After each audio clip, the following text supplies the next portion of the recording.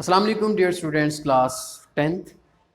आज का जो क्वेश्चन है वो है define arithmetic mean and write down it's properties. सबसे पहले ये पढ़ेंगे कि अरिथमेटिक मीन होता क्या है और फिर उसके बाद हम उसकी प्रॉपर्टीज़ के बारे में पढ़ेंगे, जो कि 4 प्रॉपर्टीज़ हैं जिनको हमने समझना भी है और इनको याद भी करना है। और ये क्वेश्चन इम्पॉर्टेंट भी है एग्ज़ाम्स के पॉइंट ऑफ व्यू से। तो सबसे पहली चीज़ है अरिथमेटिक मीन की डेफिनेशन। आपके पास ये ऑब्जर्वेशंस हैं कुछ। Arithmetic mean is denoted by X bar and is defined as the sum of observation divided by number of observation. कि हमने ये जितनी भी ऑब्जर्वेशन है, जितने भी ये एलिमेंट्स दिए हुए हैं एक्स की वैल्यूज़ में, इन सब को करना है सम अप, मतलब 4 + 5 + 8 + 6 + 2। इसे कहते हैं सिग्मा एक्स। क्या कहते हैं? Sigma x. मतलब इनका जो टोटल हम करेंगे उसे कहते हैं सिग्मा एक्स। तो आपने इनको सम अप कर देना है। इसको सम कीजिए। ये देखिए 4 और 5 9, 9 और 8 17, 17 और 2 19, 19 और 6 25। और नंबर कितने हैं जितने आपने काउंट कर लेने? 1 2 3 4 5। अब 5 पे डिवाइड कर दें, यानी ऊपर 25 नीचे 5, इसको कैंसिल कर दें और आपका अरिथमेटिक मीन क्या आ जाएगा? 5। तो बड़ा सादा तरीका है जिस तरह एवरेज हम निकालते हैं, अरिथमेटिक मीन भी बिल्कुल उसी तरीके से हम निकालेंगे कि तमाम वैल्यूज़ को क्या करते हैं, सम अप कर देते हैं और divided by number of observation. जितनी भी नंबर्स ऑफ ऑब्जर्वेशन हैं उन पे हमने उनको डिवाइड कर देना है। अगर ये 6 या 7 एलिमेंट्स होते, ऑब्जर्वेशंस होती, तो हम 7 ले लेते, 6 ले लेते अकॉर्डिंग टू गिवन डाटा। तो ये ज़रूरी है समझना कि ये जो डाटा है ये अनग्रुप्ड है। एक ग्रुप डाटा होता है, एक अनग्रुप डाटा होता है। ये बहस बात की है, लेकिन आज का जो टॉपिक है वो है अरिथमेटिक मीन और उसकी प्रॉपर्टीज़। अरिथमेटिक मीन क्या होता है? तमाम वैल्यूज़ को सम अप करना है, डिवाइडेड बाय नंबर पे डिवाइड। तो इसको डिफाइन हम यूँ करेंगे, this arithmetic mean is obtained by dividing the sum of observations by their number of observation. तो इसके बाद इसकी प्रॉपर्टीज़ की तरफ आते हैं। पहली प्रॉपर्टी क्या है? Mean of a variable with similar observation से कांस्टेंट।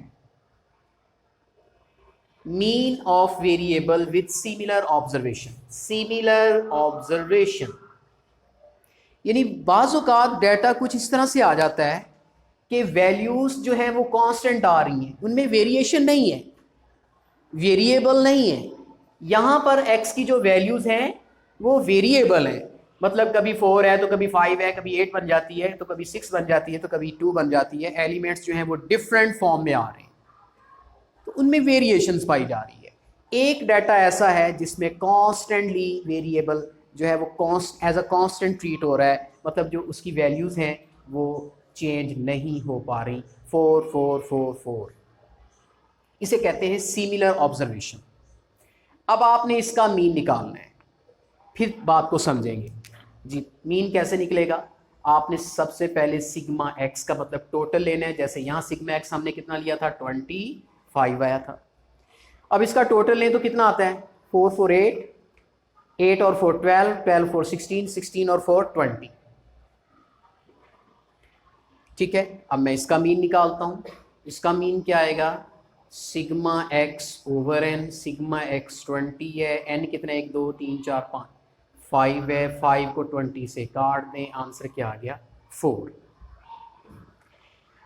यहाँ पर अगर 5 आ जाता, तमाम एलिमेंट 5 होते, तो मीन इटसेल्फ 5 ही होता है। ठीक है, अगर यहां पर x की वैल्यू 6 6 6 6 होती तो फिर मीन कितना आता? 6 आता। लेकिन ऐसा उस सूरत में होगा जब डेटा सिमिलर क्वांटिटीज पर मुश्तमिल होगा। अब यहां पर प्रॉपर्टी आपको समझ में आ जाएगी। कहता है the mean of a variable with similar observation. देखिए ये वेरिएबल की जो ऑब्जर्वेशन है वो सिमिलर है, उनका जो मीन है से कांस्टेंट, आप उस कांस्टेंट का नाम उसने के रखा है। अगर यहां के भी आ जाता, मैं उसका भी मीन निकालता तो मीन के इटसेल्फ आ जाता। मिसाल के तौर पे आप चेक कर लें, मैं एक ऐसा डेटा लेता हूं के मैंने इनका मीन निकालना है। यूं ही मैंने के लेट कर लिया, मैंने मीन निकालना है। सबसे पहले तो मैं क्या निकालूंगा, इसका सम करूंगा। देखें 1 2 3 4 5 के, और ऑब्जर्वेशन कितनी है 5। अब मैं इसका मीन निकालने लगा। मीन क्या है, sigma X over N. Sigma X कितना है 5 के, एन कितना है 5, 5 से कट गया, ये मीन कितना आ गया के। तो यहां पर उसने कहा the mean of the variable with similar observation से कांस्टेंट के। अगर हम सिमिलर ऑब्जर्वेशन सपोज कर लेते हैं, के ले लेते हैं, तो फिर क्या होगा, इटसेल्फ का मतलब वो के ही दोबारा मीन बन जाएगा। और इसी तरह के तो हमने एक जनरल फॉर्म ली है, आप के की वैल्यू कोई और भी 4 ले सकते हैं, 5 ले सकते हैं। जो वैल्यू आपने यहां पर रखी होनी है वो आपके यहां पर अरिथमेटिक मीन का आंसर बन जाएगी। तो फर्स्ट प्रॉपर्टी यही थी कि mean of a variable with similar observation से कांस्टेंट के इटसेल्फ। समझ में आ गई बात। इसी तरह सेकंड प्रॉपर्टी जो कि हम पढ़ेंगे, mean is affected by change in origin. Mean पर असर पड़ता है, मीन इफेक्टेड हो जाता है कब, जब चेंज आ जाए, किस में, ओरिजिन में। ओरिजिन में क्या चेंज आती है, जब किसी डाटा के अंदर कोई वैल्यू ऐड करते हैं। तो यहाँ पर मुझे डस्टर चाहिए होगा, यहाँ पर मैं इसको रेस करता हूँ।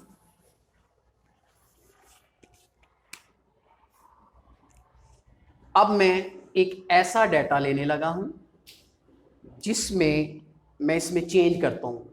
क्या चेंज करता हूँ, मैं 2 ऐड करने लगा हूँ तमाम वैल्यूज़ पे।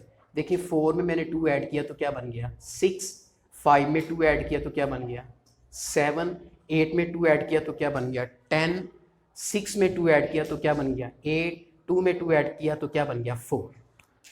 इसे कहते हैं change in origin. Number of values उतनी रहेंगी। ये है चेंज इन ओरिजिन।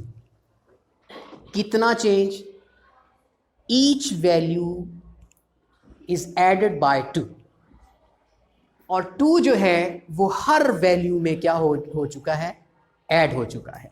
इसे कहते हैं चेंज इन ओरिजिन।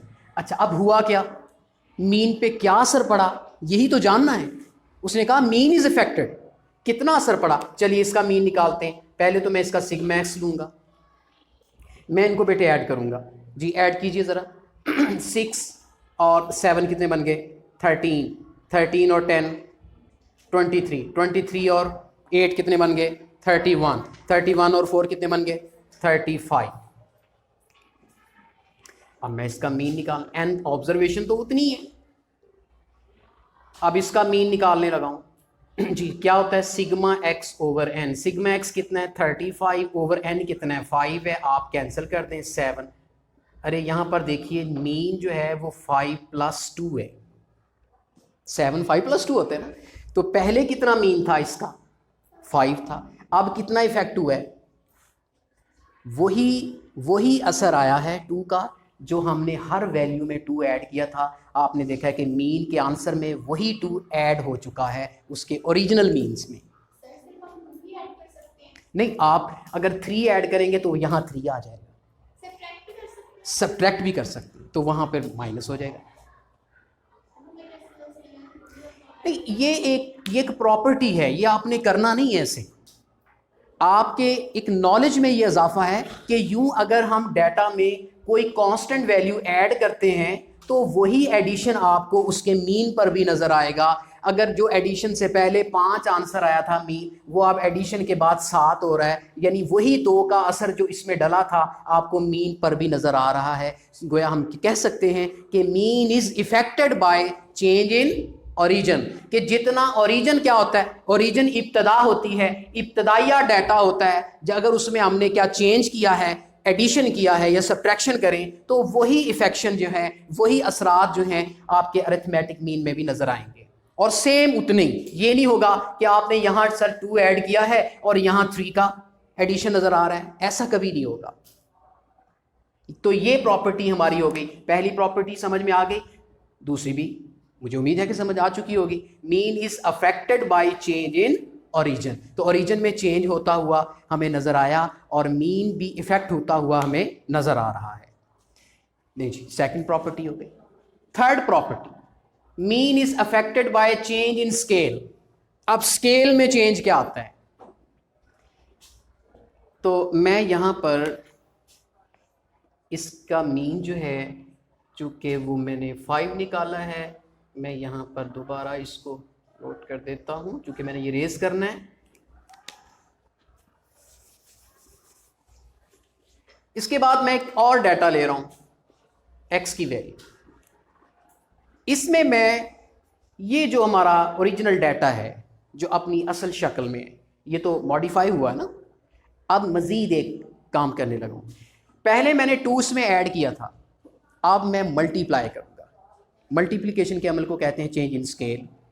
अच्छा, आप क्या करते हैं, आप सर चलें 2 लें, अब 3 ले लें, कोई और नंबर ले लेते हैं। आप 4 को 3 से मल्टीप्लाई करें 12, आप 5 को 3 से मल्टीप्लाई करें 15, आप 8 को 3 से मल्टीप्लाई करें 24, आप 6 को 3 से मल्टीप्लाई करें 18, आप 2 को मल्टीप्लाई करें 3 से 6। क्या चेंज आया, आपने क्या देखा कि डाटा में अब आपने कुछ एडिशन नहीं किया, अब आपने मल्टीप्लिकेशन का प्रोसेस किया है, और मल्टीप्लिकेशन के लिए आपने कोई सा भी नंबर ले लेना है। हम तो चेक कर रहे हैं ना कि क्या वही असर मीन में भी नज़र आता है कि नहीं आता। चलिए, तरीका तो वही है। मैं सबसे पहले क्या लूँगा, सिग्मा एक्स, इनको सम अप करें ज़रा, देखिए क्या आता है। आप देखें, यहाँ ऐड कर लें, आप कैलकुलेट भी कर सकते हैं। 5 to 7, 7 और 4 कितना होता है 11, 11 और 8 19, 19 और 6 25, 5 और लगा 2 कैरी 2 3 4 5 6 7 75। ठीक है, तो यहाँ पर हमारा सिग्मा आ चुका है और n ऑब्जर्वेशन तो उतनी ही है। अब मैं मीन निकालने लगा हूँ, sigma x over n। Sigma x मेरे पास 75 है, n हमारे पास 5 है, तो ये कितना बनता है 15। 75 को 5 पे डिवाइड करेंगे तो हमारे पास कितना आएगा 15। अगर देखिए इस 15 को मैं 5 मल्टीप्लाई 3 लिख सकता हूँ, तो देखिए अब 3 क्या हो रहा है मल्टी, देखें 5 यहाँ पर भी है, 5 इधर भी है, 5 इधर भी है, ये 5 तो इनमें कांस्टेंट है। इसमें 5 में 2 ऐड होना इस बात को जाहिर कर रहा है कि यहाँ मीन इफ़ेक्ट हुआ है। कितना इफ़ेक्ट हुआ है, इसमें 2 का इजाफा हुआ है। 2 के इजाफे होने की वजह क्या थी, क्योंकि चेंज इन ओरिजिन था, उसके डाटा में हर एलिमेंट 2 से 2 क्वांटिटीज़ बढ़ गया था, 2 दर्जे बढ़ गया था।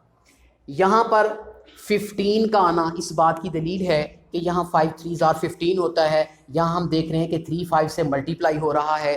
क्यों, क्योंकि चेंज इन ओरिजिन आया है। हमने x की हर वैल्यू को किससे मल्टीप्लाई किया था, 3 से मल्टीप्लाई किया था। वही मल्टीप्लिकेशन का असर हमें अरिथमेटिक मीन के आंसर में भी मिलता है, उसके आंसर को भी 3 से मल्टीप्लाई किया जाता है तो मीन बनता है।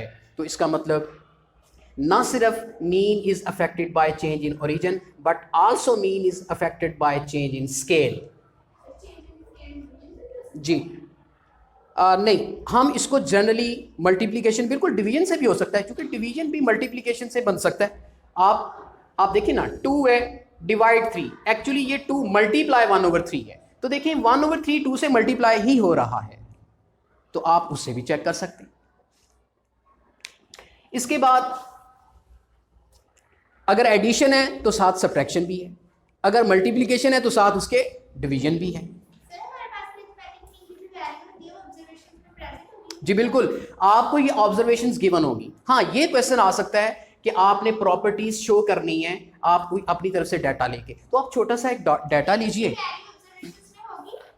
ऑब्जर्वेशंस में नहीं, वो फिर आप खुद से एक डाटा बनाएंगे। अगर आपको सिर्फ ये आए कि आपने ये प्रॉपर्टीज लिखनी भी है और उनको साबित भी करना है, तो इनको साबित करने के लिए आप कोई सी भी ऑब्जर्वेशन ले सकते हैं।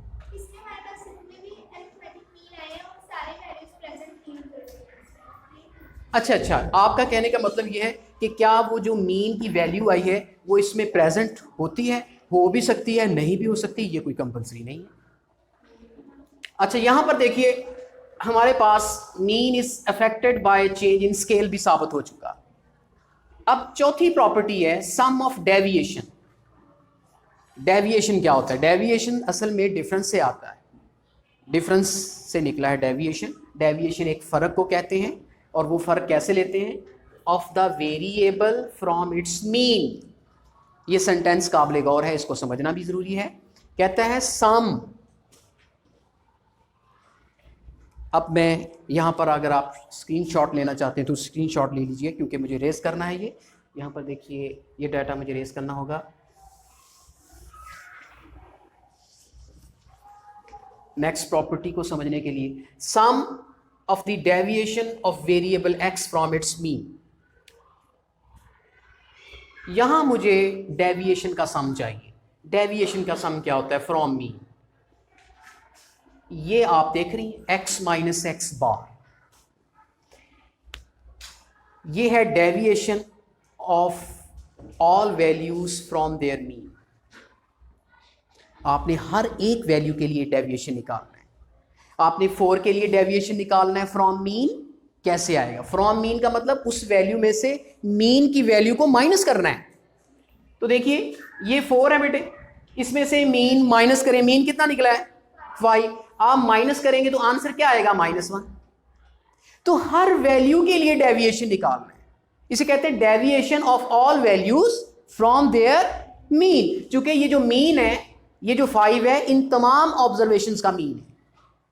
अब देखिए 5 में से फिर ये मीन को माइनस कीजिए, क्या आता है? 0। फिर इस 8 में से इसी मीन की वैल्यू को माइनस कीजिए, क्या आता है? आंसर 3।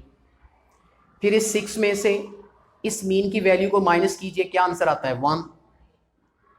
अब इस 2 में से ये मीन की वैल्यू को माइनस कीजिए, आंसर क्या आता है? -3। तो अब इनका लेना है सम, इनका सम लेना है बेटे, इनका जो रिजल्ट्स आए हैं इनका क्या लेना है? Sum of deviation of the values x from its mean. ये जो जितना भी सेंटेंस लिखा हुआ है, deviation of variable x from mean, ये इसी को ही कहा गया है। ठीक है, तो ये हमने निकाल लिया। अब इनका क्या निकालना है? सम। अब मैं सम करने लगा हूं। देखो बेटे, माइनस का 1 + 1 से कैंसिल हो रहा है, माइनस का 3 + 3 से कैंसिल हो रहा है। आंसर क्या आ गया? तो यहां क्या लिखेंगे? Sigma x minus X bar equal to 0। चूंकि यहां पर जो वेरिएबल आपका सिलेक्ट हुआ है, आपने उसका सिग्मा लेना है, तो वो किसके बराबर आ गया? 0 के। तो यही उसने कहा था कि sum of the deviation of all values x from its mean is always 0। Always 0 का मतलब यह है कि यहाँ ये प्रॉपर्टी है, ये एक आइडेंटिटी है। आइडेंटिटी वो होती है जो हर वैल्यू के लिए एप्लीकेबल हो। यानी यहाँ पर जैसा भी डाटा होगा, आप उस हर वैल्यू में से जब मीन की वैल्यू निकालते जाएंगे, जब उसका सम लेंगे, तो हमेशा के लिए ये रूल है कि वो 0 के बराबर आएगा। तो मुझे उम्मीद है कि आप ये क्वेश्चन समझ चुके होंगे। इनकी जो प्रॉपर्टीज़ हैं वो भी समझ चुके होंगे। इन प्रॉपर्टीज़ को आपने याद करना है, और ये खासी इंपॉर्टेंट भी हैं एग्ज़ाम्स के पॉइंट ऑफ व्यू से, और इनको आपको समझना भी है और साबित भी करके देखना है। कोई सा भी आप अपनी तरफ से डाटा लेके आप इनको साबित कर सकते हैं। ओके बच्चों, अल्लाह हाफिज़।